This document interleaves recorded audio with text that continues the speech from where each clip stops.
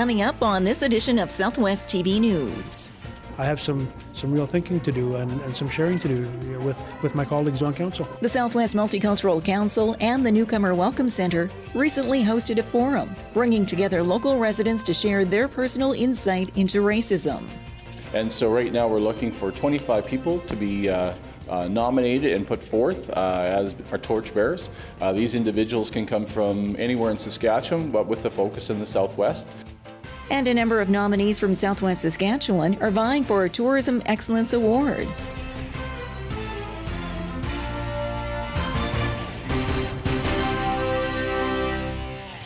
Thanks for joining us here today. Racism was in the spotlight during a recent forum in Swift Current. We have more in today's top story. We've come a long way throughout history combating racism.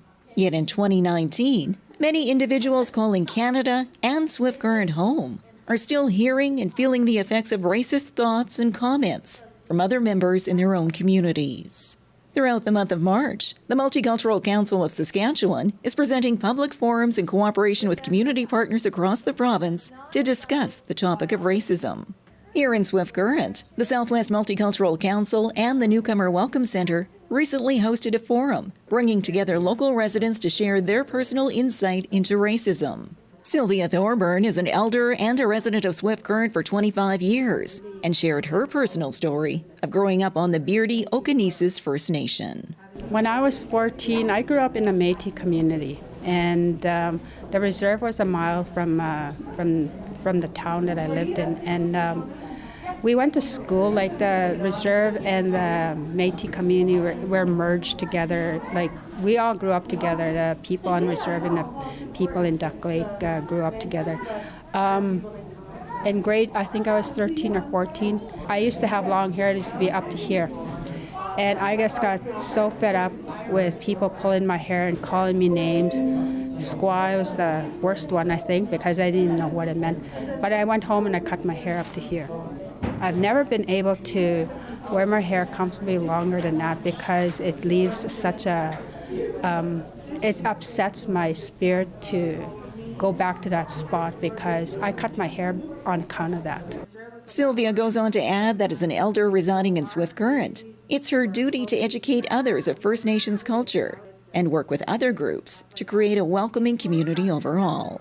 Those experiences themselves really molded me to move forward in my own life with my own children and what to share with them and what to kind of give them a vision of what used to be and what could be. I don't dispel the experiences anymore because they're part of who I am, but it's definitely made me stronger and wiser of what to accept and not accept. I'm firm about what I believe in now. I'm not ashamed anymore. I look forward to sharing my culture with the Swift Current people, and it's such an honor to be a part of this generation to do this. Like I never ever thought I'd have a chance to be in this spot. Conversations which the Multicultural Council of Saskatchewan hopes to expand to a larger audience as our province and local communities become more diverse in the coming years.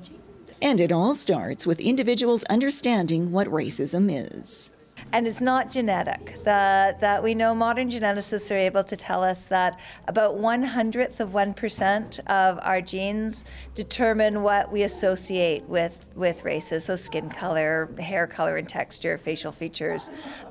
It's really minute, and we share much more in common genetically than we differ, but what it is a social construction, and it's used to give privileges to those who create that social construction through the oppression and exploitation of those who are disadvantaged in it. Public discussions and personal stories of racism, which City Councillor Ron Tolles was pleased to be a part of, and agrees all residents need to be aware of, and part of the positive change going forward. You know, we talk about inclusion and acceptance. We talk a lot about it. We need to be more maybe active in showing more about it. I learned some things that I did not know, and some were shocking, some were I think I knew but didn't know, but some were, I have some real thinking to do and some sharing to do with my colleagues on council. Similar forums on racism, such as the one in Swift Current, are scheduled in Yorkton, Regina, the Battlefords, and La Ronge throughout this month.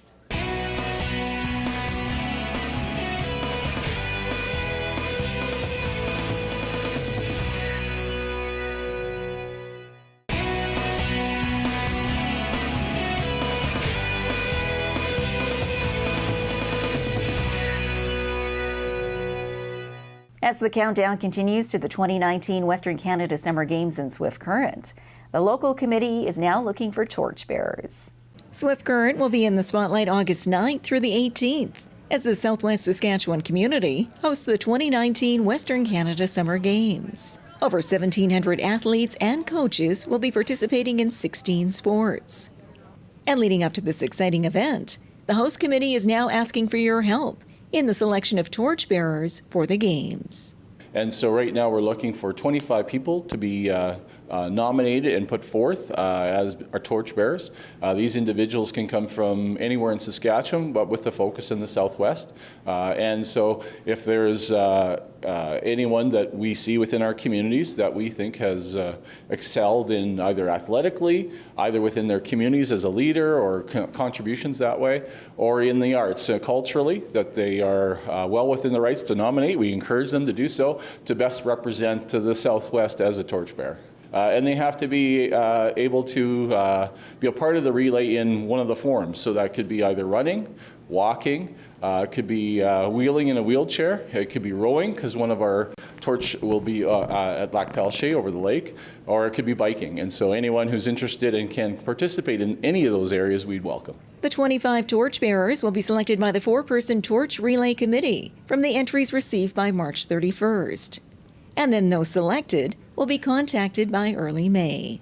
And as the excitement builds for the host committee and the athletes set for competition in August, being part of the Western Canada Summer Games is one Mark Benish encourages community members to be a part of, as he recalls his own experience with other large-scale sport events. I've been an athlete in the Western Canada Games. I've been a coach in Sask Games, and so I've been a part of the Games experience.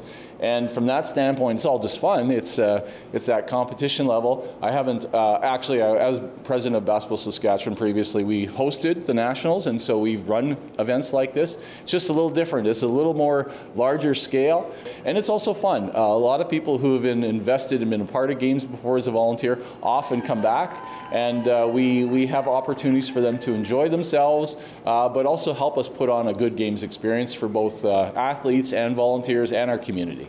Nomination forms for torchbearers are available online through the Western Canada Summer Games website, along with additional information on volunteering and sponsorship opportunities.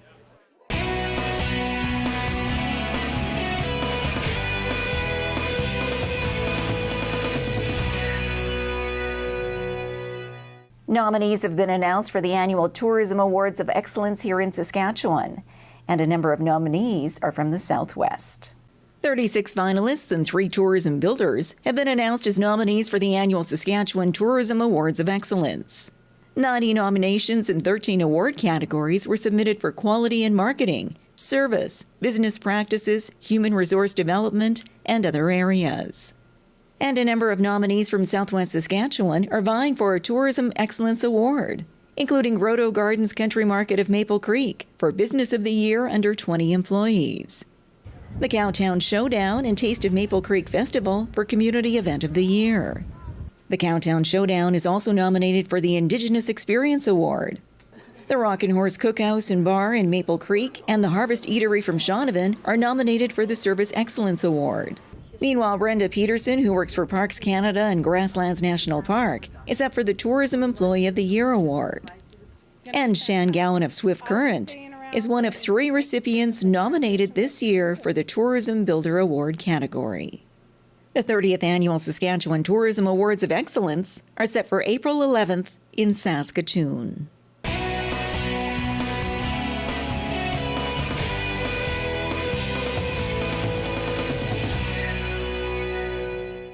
Well, this brings to a close another episode of Southwest TV News, reporting the stories that matter to you. We always welcome your news tips. You can always reach us here by phone at our studio or by email to contact us at southwesttvnews.com. Also, be sure to join us daily online for the latest news from across Southwest Saskatchewan and so much more at southwesttvnews.com. And be sure to follow us on a range of social media. Thanks for joining us here today. I'm Carol Andrews.